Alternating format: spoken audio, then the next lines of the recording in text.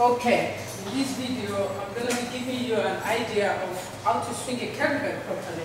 So majority of the people swing kettlebell from the back or using their legs. So kettlebell must be swinged with the hips. So you want to go with the hips, see, snapping the hips.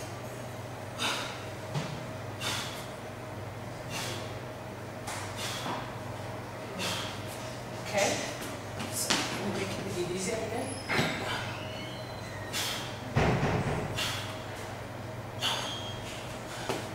And again, as you can see, that's a 24 kilogram kettlebell, where you can, the most important is the technique of the swinging, because you want to drive to your hips. You want to focus on your hips.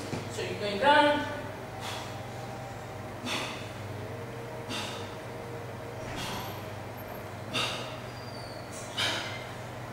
So that way, you're going to get a proper fire on your hips and your butt.